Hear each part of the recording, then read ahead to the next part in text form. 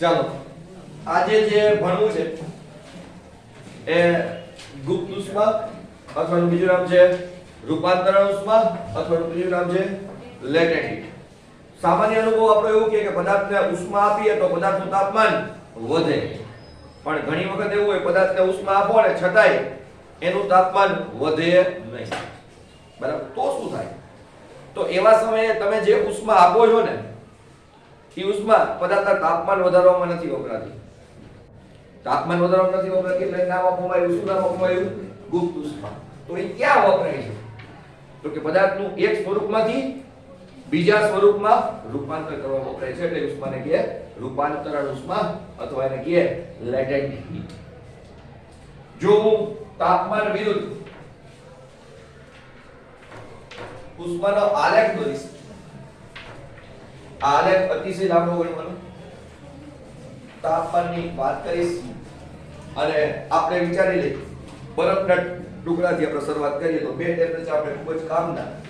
એ બે ટેમ્પરેચરમાં પહેલું ટેમ્પરેચર છે 0 ડિગ્રી સેલ્સિયસ, જે પાણી ઠારણ બિંદુ કહેતા હોય અથવા તો ગલન બિંદુ કહેતા હોય. બીજું તાપમાન છે 16 ડિગ્રી સેલ્સિયસ, જેને આપણે પાણીનું ઉત્કલન બિંદુ કહેતા હોય. તો પહેલા આપણે વિચારીએ કે બરફ છે એ માઈનસ ટેમ્પરેચરમાં છે અને એને ઉષ્મા આપવાનું સ્ટાર્ટ કરીએ છીએ. તો માઈનસ ટેમ્પરેચરમાં છે અને ઉષ્મા આપવાનું સ્ટાર્ટ કરીએ તો બરફ છે તો પીગળવા નહીં મળે. બરફનું ટેમ્પરેચર પીગળવા માટે પહેલા કેટલા ડિગ્રી પહોંચવું જોશે? 0 ડિગ્રી. તો તમે એને ઉષ્મા આપશો તો ઉષ્મા આપવાને કારણે એનું ટેમ્પરેચર વધે છે અને વધીને પહોંચે છે 0 ડિગ્રી સુધી. બરાબર, એટલે આટલા ગાળામાં તમે આપેલી ઉષ્માને કારણે એનું ટેમ્પરેચર વધે છે. જેવું 0 ડિગ્રીએ પહોંચી ગયું પછી તમે ઉષ્મા આપી જાવ છો એટલે ઉષ્મા આપો એટલે આમ આગળ વધો, તાપમાન વધે એટલે આમ આગળ વધો. તો તમે પછી 0 ડિગ્રીએ બરફને ઉષ્મા આપો તો એના તાપમાનમાં કોઈ ફેરફાર નથી થતો. એના સ્થાન ઉપર પીગળવા લાગે છે. પીગળવા લાગે છે એટલે એમ કહી શકીએ ઘનમાંથી પ્રવાહીમાં રૂપાંતર થાય છે.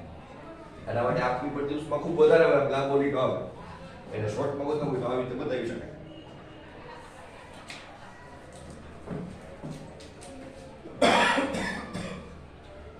આટલી ઉષ્મા મેળવીને પદાર્થ અથવા તો આપણે કે બરફ ઘન સ્વરૂપ એટલે કે બરફના સ્વરૂપમાંથી પાણીના સ્વરૂપમાં રૂપાંતર પામી જાય, પ્રવાહી સ્વરૂપમાં રૂપાંતર પામી જાય. બરાબર, જેવું બધો બરફ પીગળીને પાણીમાં રૂપાંતર પામી ગયો, હજી ઉષ્મા આપવાનું ચાલુ રાખીએ તો એનું ટેમ્પરેચર પાછું વધવા લાગે. કેટલા ટેમ્પરેચર સુધી વધે બોલો?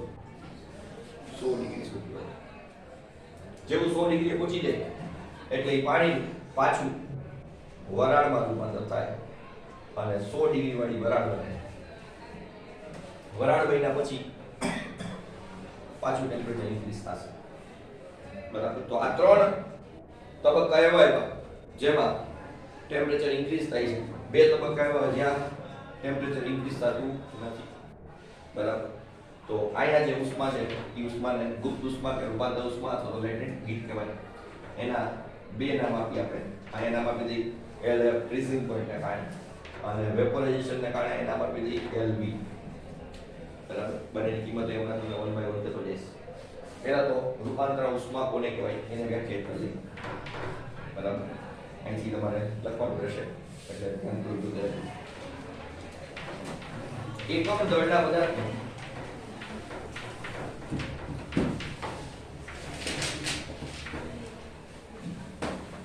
એક સ્વરૂપમાંથી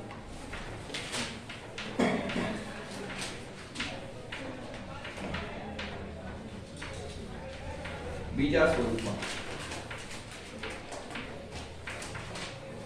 એકમ દળના પદાર્થનું એક સ્વરૂપમાંથી બીજા સ્વરૂપમાં રૂપાંતર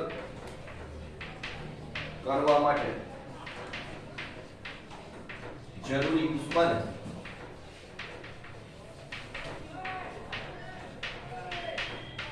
રૂપાંતરણ ઉષ્મા અથવા ગુપ્ત ઉષ્મા અથવા લેટેન્ટ હીટ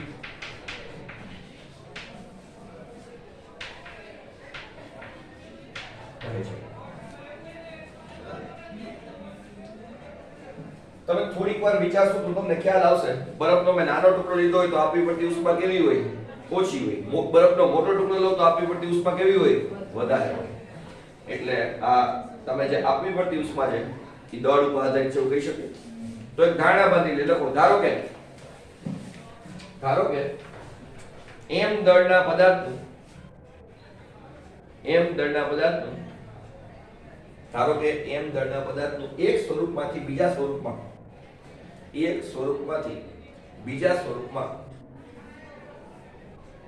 રૂપાંતર કરવા જરૂરી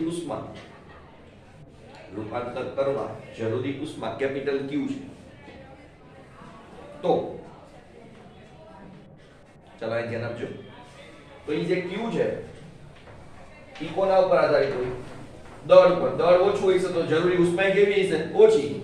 દળ વધારે તો જરૂરી ઉષ્મા વધારે. એટલે Q ચલે છે લખાય m. તો Q ચલનની સાઈડ દૂર કરવી હોય તો અચળાંક મૂકવો પડે. અચળાંક ઈ આપણો L ગુણ્યા m. ઈ L શું છે? તો L બરાબર બનાવી શકાય Q upon m.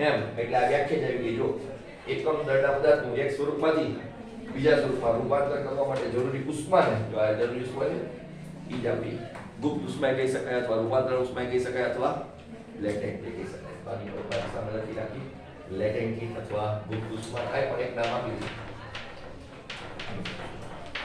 બરાબર? આ તો સર લખતા જજો એટલે કમ્પ્લીટ થઈ જાય. આગળ વાત કરીએ તો બીજું શું કહી શકીએ જોઈએ. આના એકમ વિશે ચર્ચા કરી લઈએ. શું થાય આનો એકમ વિચારો. ઉષ્માનો એકમ જૂલ, દળનો એકમ કેજી. તો જૂલ પર કેજી અથવા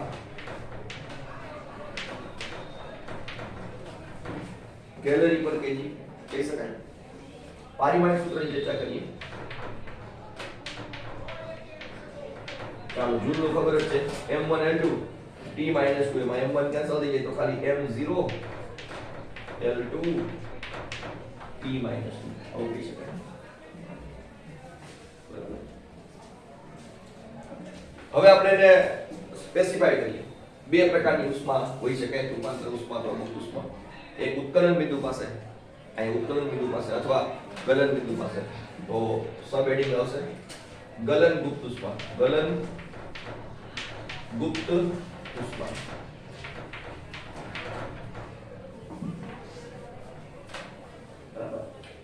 ગલન ગુપ્ત ઉષ્માની અંદર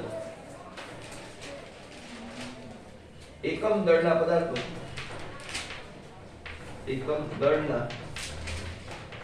પદાર્થનું ઘનમાંથી પ્રવાહી અથવા પ્રવાહીમાંથી ઘન. અહીં ધ્યાનપૂર્વક જુઓ. ઘનમાંથી પ્રવાહીમાં રૂપાંતર કરો તો એટલી ઉષ્મા આપવી પડે. પ્રવાહીમાંથી ઘનમાં રૂપાંતર કરો તો એટલી ઉષ્મા એમાંથી પાછી પદાર્થમાંથી શું કરવી પડે? શોષવી પડે. કામ કોણ કરે? રેફ્રિજરેટર કરે. તમને ખબર છે. પાણી મૂકો ફ્રીઝરમાં શું થાય?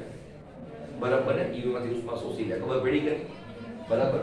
તો ઘનમાંથી પ્રવાહી પણ હોઈ શકે અથવા પ્રવાહીમાંથી ઘન હોઈ શકે. પ્રવાહીમાંથી ઘનમાં રૂપાંતર કરવા જરૂરી ઉષ્માને ગલન ગુપ્ત ઉષ્મા અથવા ઠારણ ગુપ્ત ઉષ્મા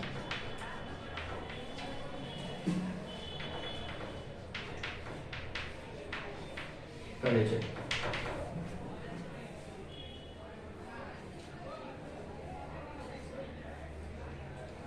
આ એક આવડે એટલે ઈઝીલી આનાથી બીજી વ્યાખ્યા પણ આવડી જશે.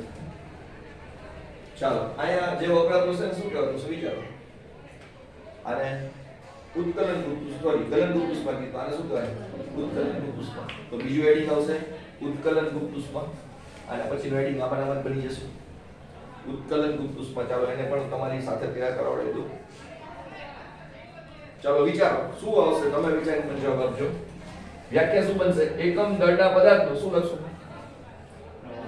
પ્રવાહીમાંથી ભાઈ લખવાનું તો પ્રવાહીમાંથી વાયુ અથવા વાયુમાંથી શું આવશે પ્રવાહી માં રૂપાંતર કરવા જરૂરી ઉષ્માને ઉત્કલન ગુપ્ત ઉષ્મા કહે છે. આવડે એમને વ્યાખ્યા બની ગઈ. એક વ્યાખ્યા તૈયાર કરો ઈઝીલી તૈયાર થઈ ગઈ. ચલો અહીંયા સુધી આની ચર્ચા રાખશું, પછી નેક્સ્ટ ક્વેશ્ચન લેશું. આપણે LF અને LV ના પાણી માટેના મૂલ્યો પણ ચર્ચા કરી લઈએ. જો કે દાખલા ક્યાં પણ MCQ જ્યાં આવશે ત્યાં આપતા હોય છે, પણ ક્યારેક ન આપ્યું હોય તો આપણને એ મૂલ્ય ખબર હોવા જોઈએ. તો LF નું મૂલ્ય તમને ટેક્સ્ટબુકમાં આપ્યું છે, પેજ નંબર 285 કે 289 પર છે. તમે જોશો તમને ખબર પડશે. 3.33 ગુણ્યા 10⁵ જૂલ પર કેજી અથવા 80 કિલો કેલરી પર કેજી. બરાબર. આ જ રીતે LV નું મૂલ્ય હોય 22.6 ગુણ્યા 10⁵ જૂલ પર કેજી અથવા 540 કિલો કેલરી પર કેજી. યાદ રાખો તો સારું છે. બરાબર, યાદ રાખો તો સારું છે. તમે MCQ માં ઈઝીલી યુઝ કરી શકો. નહીં તો તમને આપે છે. ચલો આમાં કોઈને કઈ ડાઉટ છે? નહીં ને? નેક્સ્ટ ક્વેશ્ચન એના પછી આપણે ભણશું. આ જવા દઉં છું. ક્લિયર બધાને? ઓકે, લખો. કેલોરીમેટ્રી એટલે શું?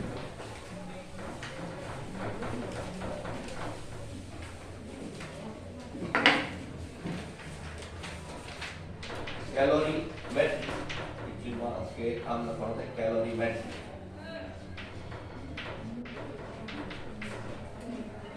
એટલે શું? એમાં આગળ ક્વેશ્ચન આવશે. કેલોરી મીટર ની રચના અને સિદ્ધાંત વર્ણવો.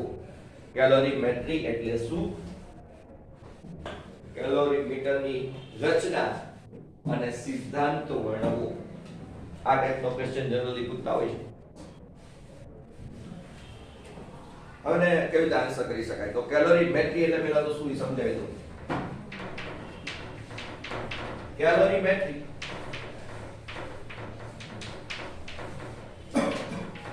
એટલે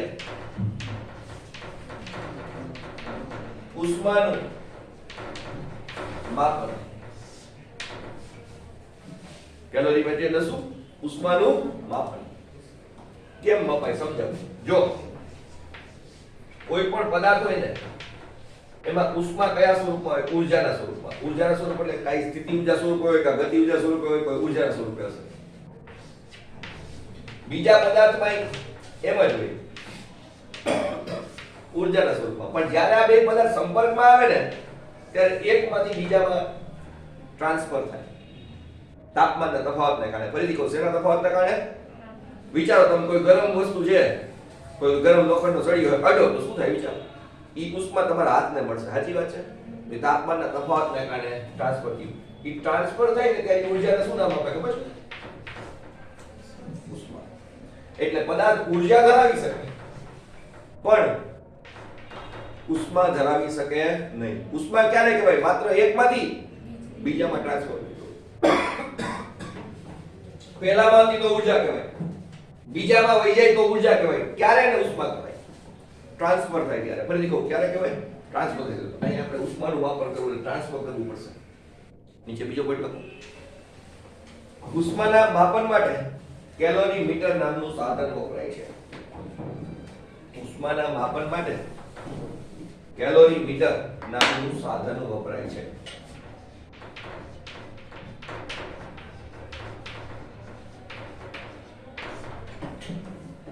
નીચે લખો. રચના. કેલોરીમીટરની રચના સમજાવો. ચાલો બોર્ડ ઉપર સમજી લઈ પહેલા, પછી લખશું. તમે છે ને ધાતુનો આવું પાત્ર હતું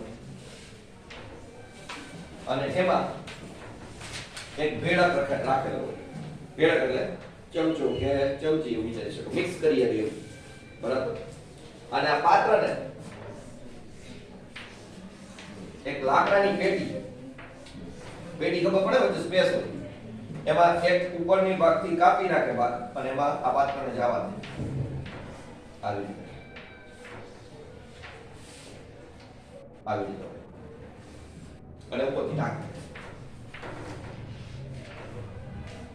દેખો ઉષ્માનો વ્યય અટકાવવા માટે, ઉષ્મા બહાર વહી ન જાય એટલા માટે આની ફરતી બાજુ આ જે સ્પેસ દેખાય એ સ્પેસમાં અવાહક દ્રવ્ય રાખી દે. અવાહક દ્રવ્યમાં કોણ કોણ આવે? કાચ અથવા ઊન. આપણે ખબર છે શિયાળામાં ઊન પહેરી. શું કામ ઊન પહેરીએ? તો આપણે એમ કે ઠંડી ન લાગે એટલે. એવું નથી. આપણી પોતાની બોડીની જે હીટ છે, ઉષ્મા છે, એ બહાર ન વહી જાય એટલે. ખબર પડી કે એ આપણી બોડીની હીટને બચાવે. વિચારો તમે ઠંડી હવાના સંપર્કમાં આવો એટલે ખરેખર ઉષ્મા કઈ બાજુથી કઈ બાજુ જાય? તમારા બોડીમાંથી બહાર જાય. એને આપણે ઠંડી લાગવી કહીએ. અનુભવિક વાત છે એટલે કે બાકી ફિઝિક્સ દ્રષ્ટિએ આપણે ઉષ્મા ગુમાવીએ છીએ. એ ઉષ્મા ગુમાવતી અટકાવવા માટે આપણે કોટ કે ઊનની વસ્તુ આપણે પહેરીએ. બરાબર? કાંઈ ન હોય આપણી પાસે તો છેલ્લે આપણે કાગળ રાખી દઈએ ને તો કાગળ એ ઉષ્માનો અવાહક છે. તમે જોયું હોય તો ઘણી વખત છે ને ઓલા વાસણમાં મોટો 1500 કે 1000 માણસોની રસોઈ હોય ને તો એ વાસણ ઉચકવું હોય તો શું કરે? કપડેથી ઉચકે. કપડું ન હોય તો શું કરે? વિચારો.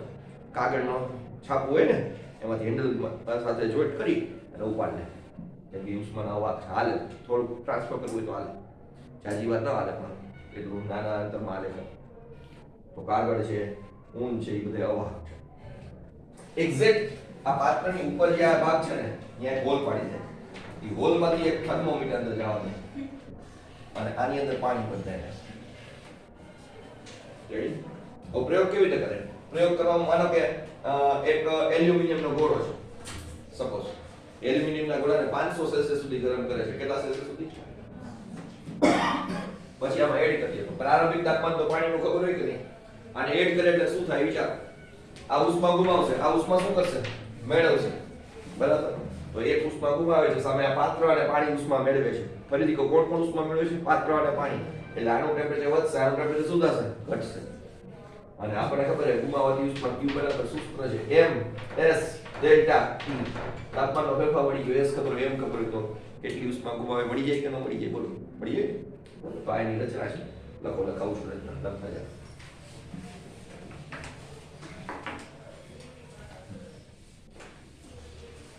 કોપર કે એલ્યુમિનિયમ? કોપર કે એલ્યુમિનિયમ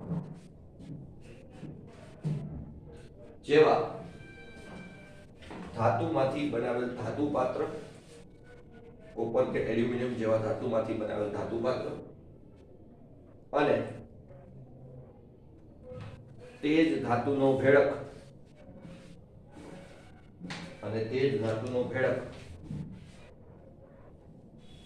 કેલોરીમીટર ધરાવે છે.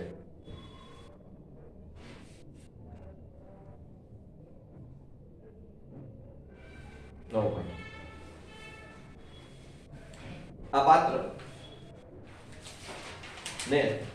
પાત્રને ઊન, કાચ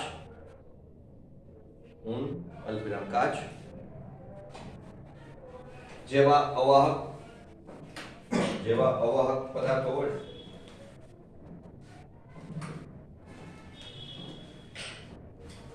આવરણ રચી લાકડાની પેટીમાં રાખવામાં આવે છે.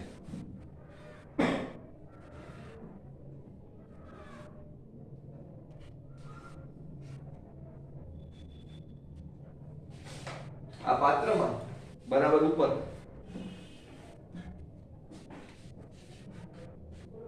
એક હોલ રાખેલ હોય છે જેમાંથી થર્મોમીટર દાખલ કરી શકાય છે.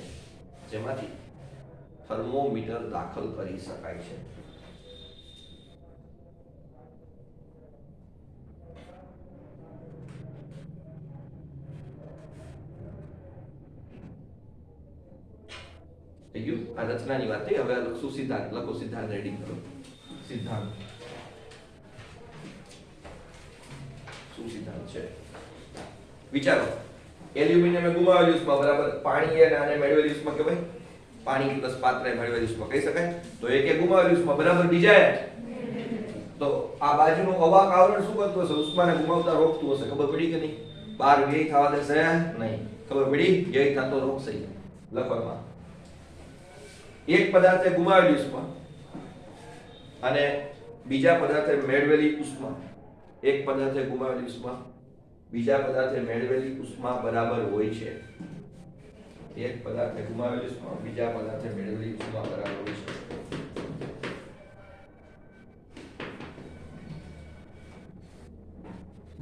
કેલોરી મીટરનો સિદ્ધાંત થયો.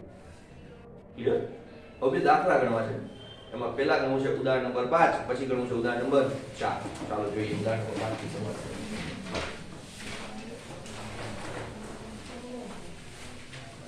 ચાલો આપણે q માટેના બે સૂત્ર શીખ્યા.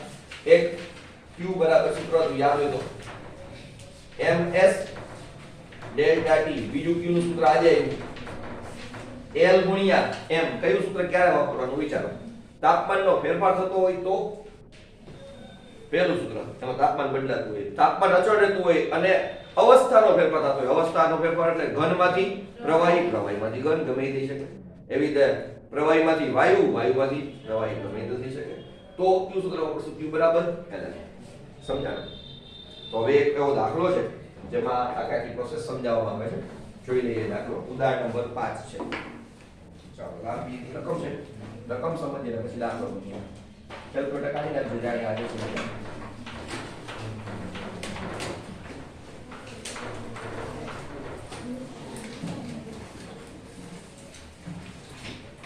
ચાલો ઉદાહરણ નંબર 11.5.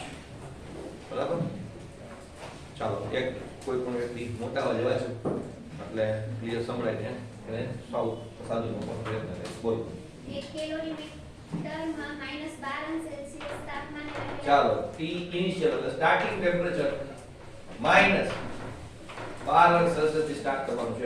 3 kg બરફને વાતાવરણના દબાણે 3 kg બરફ ને વાતાવરણના દબાણે 100 °C તાપમાનવાળી વરાળમાં રૂપાંતરિત કરવા માટેની ફાઇનલ 100 °C. પણ અહીંયા અટકજો એક મિનિટ. ચાલો સ્ટાર્ટિંગમાં કયું સ્વરૂપ હતું? બરફ. ત્યાંથી 100 ડિગ્રીએ પહોંચવાનું. પાણી રાખવાનું છે કે વરાળ બનાવવાની છે? વરાળ બનાવવાની છે. જો તો 100 ડિગ્રી વરાળ સુધી પહોંચવાનું. ખબર પડી કે નહીં? ખાલી તાપમાન જ ચેન્જ નતું, અવસ્થા ચેન્જ થઈ ગઈ. બરફમાંથી શું બની ગયું? વરાળ બની ગઈ. ખબર પડી? બરાબર? ત્યાં સુધી જવાનું છે. તો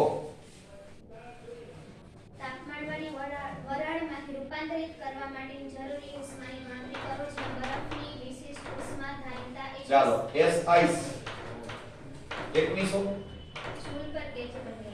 2100 પૂરા જૂલ પર કેજી કેલ્વિન. 2100 પૂરા છે કે 2148 પૂરા છે? ઓકે આગળ.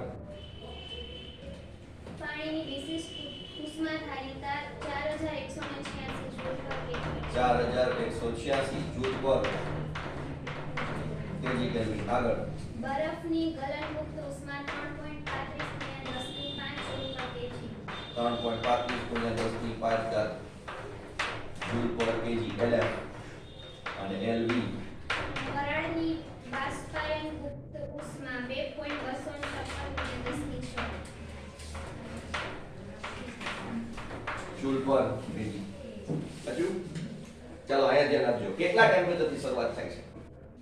-12. અને ત્યારે બરફ જ હશે. તો હું ટેમ્પરેચર લખું છું -12 ડિગ્રી. અહીંથી શરૂઆત થાય. સાચું? અને અવસ્થા કઈ હશે પદાર્થની? બરફ. પાકું? ચાલો પહેલા તમે ઉષ્મા આવી Q1 તો સીધું પીગળવા મળશે કે 0 ડિગ્રી સુધી પહોંચશે? 0 ડિગ્રી. તો Q1 ઉષ્મા આવી એને કારણે 0 ડિગ્રી સુધી પહોંચશે. અવસ્થામાં કોઈ ચેન્જ નહીં. સાચું? તો આ તાપમાન બદલાણું ને તો આ સૂત્ર લાગુ પડશે ms ડેલ્ટા t. ખબર પડી? ચાલો હવે શું થાય? 0 ડિગ્રી પહોંચી ગયા પછી બરફમાંથી શેમાં રૂપાંતર થશે? પાણીમાં. તાપમાન કઈ બદલાશે નહીં. આના માટે જરૂરી ઉષ્માને આપણે નામ આપી દઈએ. શું નામ આપી દઈએ? Q2. બરફમાંથી શું બની ગયું? પાણી. બરાબર? તો અહીંયા તાપમાન નો બદલાણું તો ms ડેલ્ટા t લાગુ પડે નહીં. પણ અવસ્થા બદલાણી તો સૂત્ર આવશે L ગુણ્યા m. સાચું? આગળ ત્રીજી અવસ્થા. ચાલો હવે અહીંથી આગળ જોઈએ. Q3. બોલો. 0 ડિગ્રી વાળું પાણી હતું. એમાંથી તાપમાન વધીને ક્યાં પહોંચી જાય? 100 ડિગ્રી. એ પાણી છે. ખબર પડી? કે ન પડી?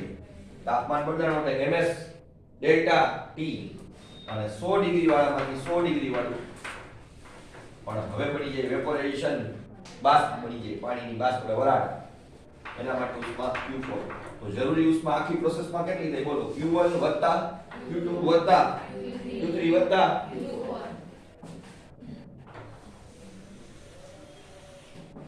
ચાલો આપણે કુલ ઉષ્મા માંગી કેટલી જોઈએ?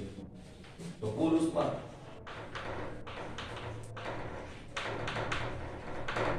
Q બરાબર બોલો Q1 plus Q2 plus Q3 plus Q4. આ બધાને અલગ અલગ મેળવવા જઈ શકાય. ટેક્સ્ટ બુકમાં એવી રીતે આપે છે. આપણે સીધું જ બધા માટે કરશું જો આપણને ફાવે તો ચેક કરી થાય કે નહીં. ચાલો બધાનું ધ્યાન આવવું જોઈએ, ધ્યાનપૂર્વક સમજજો. Q બરાબર Q1 plus Q2 plus Q3 plus Q4. Q1 ઉષ્મા વડે શું થયું હતું યાદ કરો? તાપમાન ક્યાંથી ક્યાં પહોંચ્યું હતું? -12 થી 0. તો તાપમાન બદલાણું તો કયું સૂત્ર આવશે બોલો? m s ડેલ્ટા t એટલે અંતિમ તાપમાન માઈનસ પ્રારંભિક તાપમાન. અંતિમ તાપમાન કેટલું છે જો? 0 માઈનસ પ્રારંભિક -12. સમજાણું હોય તો આ નકરના બોલો. અને દર તો ઠીક છે, અચળ છે, બધું એક જ આવેલું આવે. s ની બે કિંમત છે. અત્યારે કઈ અવસ્થાને જુઓ? બરાબર. તો શું વાપરો? s ice s w s ice.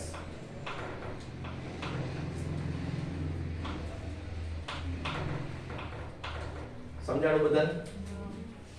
ચાલો Q2 0 ડિગ્રી વાળું બરફ હતું, એમાંથી શું થઈ ગયું? 0 ડિગ્રી વાળું પાણી. તાપમાન બદલાનું નહીં, ms ડેલ્ટા t નહીં હાલે. શું આવશે બોલો? Q બરાબર L into m. ચાલો લખી નાખીએ L into m. પણ L માં બે વેરાયટી આપણી પાસે, LF કે LV. ગલનગુપ્ત કે ઉત્કલનગુપ્ત? LF. આવી ગયું બધું? ચાલો વત્તા ત્રીજી વાર અહીં આગળ વધીએ. 0 માંથી કેટલું ટેમ્પરેચર થઈ ગયું? 100. શું સૂત્ર બને બોલો? m s ડેલ્ટા t એટલે 100 માઈનસ 0 અંતિમ માઈનસ પ્રારંભિક. ચાલો કઈ અવસ્થા? પાણી. તો s શું આવશે? આઈસ કે sw વત્તા છેલ્લું lm થાય ને? ચાલો શું આવશે? lf કે lv? બોલો પેલા સમજાણું બધાને? ડાઉટ કોઈને કાંઈ એમાં? ચાલો 1 by 1 કેલ્ક્યુલેશન કરતા જઈએ. m આપણને ખબર 3 કિલોગ્રામ. s આઈસ 2100 ગુણ્યા આ બાદબાકી 12 થશે. 12 ગુણ્યા 3 36, 36 ગુણ્યા 2100 કરતા જવાબ આવી જશે. સમજો છો? બોલો કેટલો આવે છે? કરતા જ જાય. 75600 બરાબર.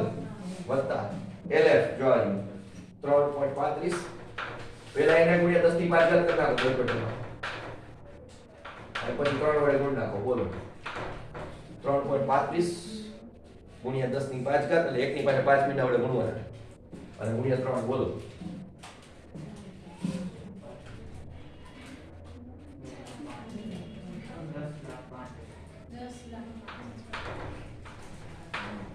હાલો જુઓ તો બરાબર થઈ ગયા? ઓકે. વત્તા m 3. ચાલો sw 4186 ગુણ્યા 100. હાલો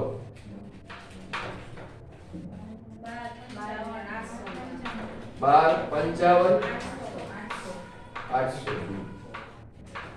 છેલ્લું lv 2.256 ગુણ્યા 10 ની 6 ઘાત અને 3 67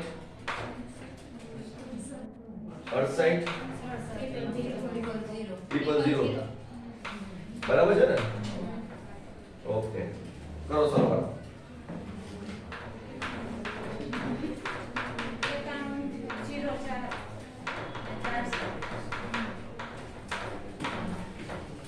રેડી? પોઈન્ટ માં લખીએ તો કેટલા પોઈન્ટ ખસેડીએ ગઈ જો? 1 અહીંથી ગણો 1 2 3 4 5 6 9 પોઈન્ટ ગુણ્યા 10 ની 6 ઘાત. ચેક કરો ટેક્સ્ટ બુક માં એરર બોર્ડ જોડવાનો થઈ ગયું. હવે ટેક્સ્ટ બુક વાળા શું કરે? પેલા Q1 મેળવે, પછી Q2 મેળવે, પછી Q3 મેળવે, પછી Q4 મેળવે, પછી સરવાળો કરે. બોલો સીધી ખબર પડી જશે કે કેવી રીતે કરવાનો? પડી ગઈ ખબર? આવો જ દાખલો છે, આવો નથી. હવે બીજું જે ભણ્યા એના ઉપર આધારિત છે. ઉદાહરણ નંબર 11.4. લખવા ઉતાવળ ન કરો, પહેલા જોઈ લો 11.4, પછી બોર્ડ પર રહેવાનું છે, તમે લોકો લખી શકશો. તો 11.4 જોઈએ શું કે છે, બરાબર વાંચવાનું. જ્યારે એક પાત્રમાં 0 અંશ સેલ્સિયસ તાપમાને રહેલા ચાલો પહેલું તાપમાન તમને આપ્યું છે 0 અંશ સેલ્સિયસ તાપમાન. 0.15 કેજી બરફને 50 અંશ સેલ્સિયસ તાપમાને બીજું ટેમ્પરેચર 50 અંશ સેલ્સિયસ તાપમાન. હા 0.30 કેજી પાણીમાં ભેળવવામાં આવે છે. ચાલો ઉભા રહે. આ પાણીનું દળ છે અને આ બરફનું દળ છે. તો આ બરફનું ટેમ્પરેચર થયું, આ કોનું ટેમ્પરેચર થયું? પાણીનું. નામ આપી દીધા. એ પ્રમાણે નામ તમે તમારી રીતે અલગ આપી શકો, કે તમને ખબર હોય કે કયું નામ શું છે. ખબર પડી? આટલો બરફ પાણીમાં નાખવામાં આવે છે. પાણીનું ટેમ્પરેચર વધારે છે, કેટલું છે? 50 અંશ સેલ્સિયસ. અને આનું ટેમ્પરેચર કેટલું છે? 0 અંશ સેલ્સિયસ. ખબર પડી કે નહીં? આગળ ત્યારે પરિણામી તાપમાન 6.7 અંશ સેલ્સિયસ થાય છે. તો બરફને ઓગળવા માટે જરૂરી ઉષ્મા ગણો. ચાલો LF માન્યું છે જરૂરી ઉષ્મા, એટલે એકમ દળને બરફને ઓગળવા માટે જરૂરી ઉષ્મા. બરાબર? સિમ્પલ ક્વેશ્ચન છે, જોઈએ કઈ રીતે આ કશું સોલ્વ થઈ શકે. અહીંયા બનાવી જશે. બરાબર? ત્યાં થોડું જોજો એટલે ખબર પડે. ચાલો આટલો ડેટા આપણે આપ્યો છે અને હવે ગણીએ. તો પહેલા વિચારો, બરફ છે એ ઉષ્મા મેળવશે, જ્યારે પાણી છે એ ઉષ્મા શું કરશે? ગુમાવશે. અને છેલ્લું ટેમ્પરેચર કેટલું થાય છે? 6.7. તો અહીં લખી શકું પાણી એ ગુમાવેલ ઉષ્મા, પાણી એ ગુમાવેલ ઉષ્મા, એને આપણે નામ કહીએ Q. બરાબર. શું આવશે? બરફે મેળવેલ ઉષ્મા. હવે ધ્યાનપૂર્વક સમજો, તમને ખબર પડશે બરફ જે ઉષ્મા મેળવે એમાંથી બે કામ થાય. બે કામ કેવી રીતે કરે? કહું. પહેલા 0 ડિગ્રી તો છે જ, બરફમાંથી પહેલા પાણીમાં રૂપાંતર થશે. 0 ડિગ્રી વાળા પાણીમાંથી 0 ડિગ્રી વાળું, સોરી 0 ડિગ્રી વાળા બરફમાંથી 0 ડિગ્રી વાળું પાણી બનશે. પછી પાણી બન્યા પછી ટેમ્પરેચર વધશે અને વધી ટેમ્પરેચર ક્યાં પહોંચશે? ખબર પડી? અને પહેલા અડધો અમુક ભાગ છે ઈ રૂપાંતર કરવા વપરાશે, બાકીનો અમુક ભાગ રહ્યો ઈ ટેમ્પરેચર વધારવા વપરાશે. તો આને ગુમાવેલી ઉષ્મા લખવું હોય તો કેવી રીતે લખી શકાય? ચાલો M S ડેલ્ટા T. કેટલું ટેમ્પરેચર હતું પાણીનું? 50. કેટલું થઈ ગયું?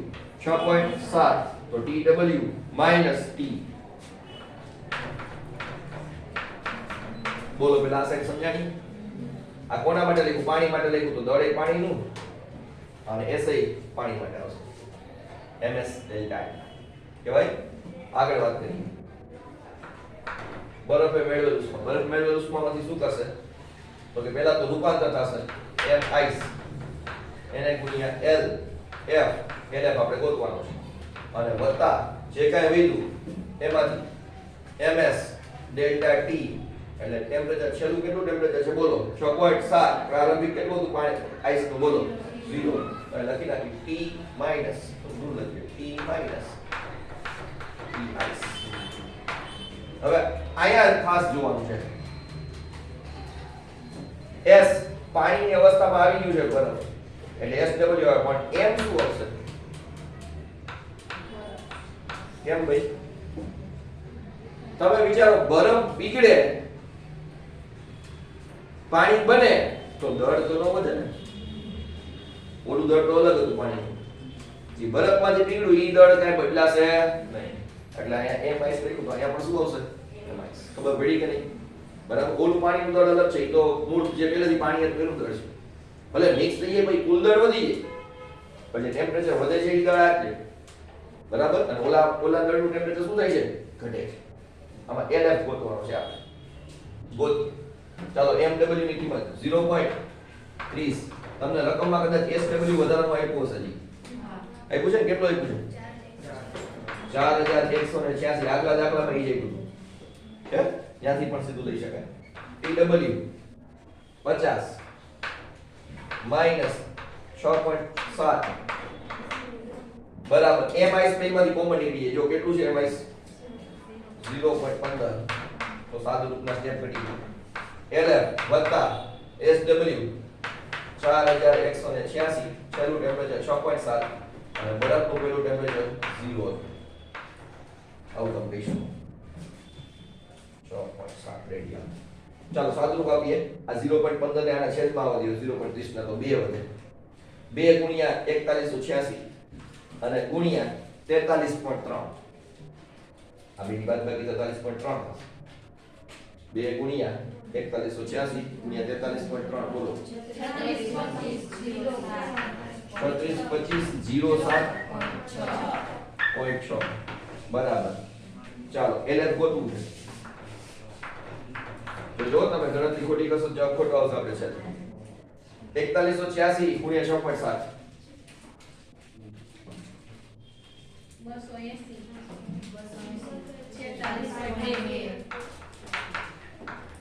ચાલો આને આપણે બાદ કરી નાખો એટલે LF મળી જાય